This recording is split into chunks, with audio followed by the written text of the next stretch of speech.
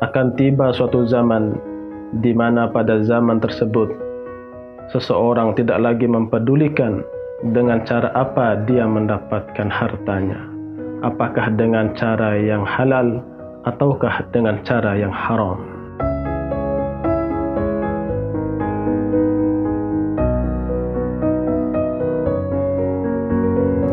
Assalamualaikum warahmatullahi wabarakatuh. Alhamdulillah, wassalatu wassalamu ala rasulillah wa ala alihi wa ashabihi wa mawalah wa man tabi'ahum bi ihsanin ila yaumil qiyamah. Sahabat sekalian, 14 abad yang lalu Rasulullah sallallahu alaihi wasallam telah bersabda, "Sayati 'alan nasi zamanun la yubalil mar'u bima akhadhal mal am min halalin am min haramin." Akan tiba suatu zaman di mana pada zaman tersebut seseorang tidak lagi mempedulikan dengan cara apa dia mendapatkan hartanya, apakah dengan cara yang halal ataukah dengan cara yang haram. Sahabat sekalian, sabda Rasulullah sallallahu alaihi wasallam ini terbukti pada hari ini, di mana sekarang banyak orang yang tidak mempedulikan lagi dengan cara apa dia mendapatkan hartanya, bahkan dengan cara yang haram sekalipun dia lakukan. Padahal Allah Subhanahu wa taala telah berfirman dalam surat Al-Baqarah ayat 168, "A'udzu billahi minasyaitonir rajim. Ya ayyuhan nasu kulu mimma fil ardi halalan thayyiban wa la tattabi'u khutuwatis syaitan innahu lakum aduwwun mubin." Wahai sekalian manusia, makanlah yang halal dan baik dari apa yang ada di bumi. Janganlah kamu mengikuti langkah-langkahnya syaitan. Sesungguhnya syaitan itu adalah musuh bagimu. Sahabat sekalian, memang saat ini kita jumpai fakta orang-orang banyak yang tidak lagi mempedulikan halal dan haram. Mereka tidak peduli lagi apabila melakukan perbuatan yang diharamkan oleh Allah Subhanahu wa taala untuk mencari nafkah atau untuk mencari rezeki. Mereka beralasan mencari nafkah yang haram saja susah, apalagi mencari nafkah yang halal. Oleh karena itu mereka lebih baik mencari dengan cara yang haram. Padahal Allah Subhanahu wa taala telah menjamin rezeki kita, rezeki istri kita, rezeki anak kita sudah dijamin semuanya oleh Allah Subhanahu wa taala. Bahkan rezeki binatang melata di dalam tanah pun sudah dijamin oleh Allah Subhanahu wa taala. Rezeki makhluk bersel satu yang ada di dalam perut bumi sudah dijamin oleh Allah Subhanahu wa taala.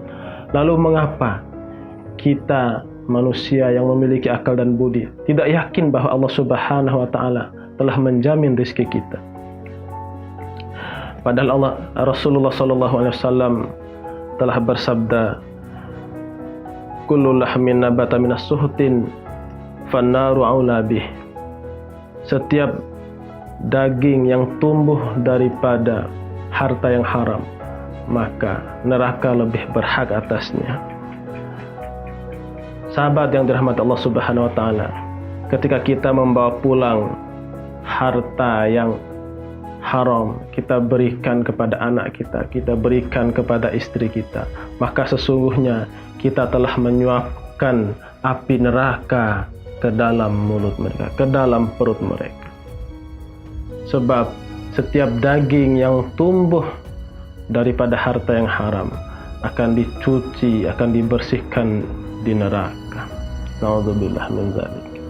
Sahabat yang dirahmati Allah Subhanahu wa taala, maka jangan heran apabila kemudian kita berdoa, ya Allah, ya Allah, ya Allah, Rabbi habli minas salihin, Rabbi habli minas salihin, Rabbi habli minas salihin. Ya Allah, berikanlah hamba anak yang saleh. Allah tidak kabulkan doa kita. Kenapa?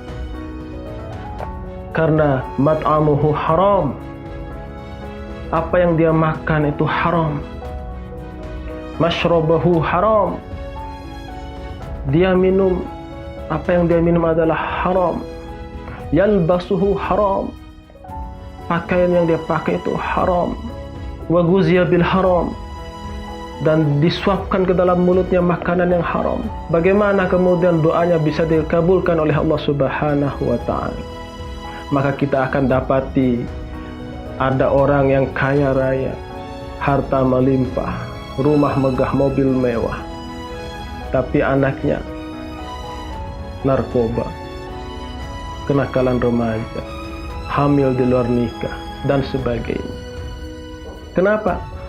Karena harta yang dia kumpulkan dan dia berikan kepada keluarganya adalah harta yang haram, harta yang tidak barokah.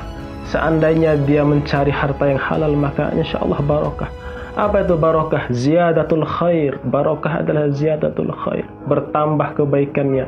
Apabila seseorang makan dari nafkah yang halal, maka akan bertambah kebaikan baginya, akan bertambah ketakwaannya, akan bertambah ibadahnya, kemudian akan menjadi semakin baik akhlaknya. Itulah akibatnya apabila kemudian dia mencari nafkah yang halal. Tapi tidak sebaliknya, apabila dia mencari nafkah yang halal, apabila dia mencari nafkah yang haram, maka tidak ada kebaikan. Yang ada hanyalah keburukan-keburukan yang muncul kemudian. Berarti kalau ada orang kaya yang makin kaya makin korupsi, maka perlu dipertanyakan dari mana dia mendapatkan hartanya. Kalau ada orang kaya raya tapi kelakuannya semakin menjadi-jadi, makin jauh dari Allah Subhanahu wa ta'ala, maka perlu dicek dari mana, dengan cara apa dia mengumpulkan hartanya. Sahabat yang dirahmati Allah Subhanahu wa ta'ala, kita perlu merenungkan lagi pesan dari baginda Nabi sallallahu alaihi wasallam. Kum fid dunya ka'annaka gharibun aw abirus sabil. Hiduplah kalian di dunia ini seperti perantau atau seorang pengembara. Sahabat sekalian, kita lihat bagaimana kehidupan seorang perantau. Dia datang ke rantauan, dia bekerja di situ, dia kumpulkan harta, dia kirim ke kampungnya. Untuk apa? Untuk membeli bahan bangunan, untuk membeli tanah. Dia bangun rumah di sana, di kampung halamannya. Karena seorang perantau pasti punya keinginan untuk pulang kampung pada suatu hari nanti.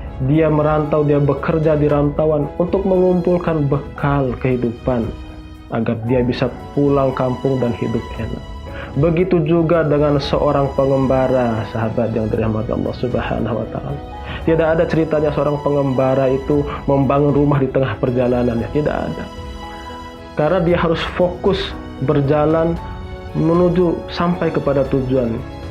Apabila dia membeli makan atau minum secukupnya saja, sewajarnya saja, agar badannya kuat, agar bisa dia pakai untuk meneruskan perjalanannya sampai dia tiba kepada tujuannya. Begitu pula kita, sahabat yang dirahmati Allah Subhanahu wa ta'ala. Kehidupan kita ini hanya pengembaraan. Kita semua adalah pengembara. Saya, Anda, mereka semuanya adalah pengembara. Maka kumpulkanlah bekal kita untuk menuju kampung halaman kita, yakni kampung akhirat. Kumpulkan amal sebanyak-banyaknya. Kemudian kita menikmati dunia ini sewajarnya. Jangan terlalu berlebihan. Tidak ada larangan menjadi orang kaya. Allah Subhanahu wa ta'ala tidak pernah melarang kita menjadi orang kaya.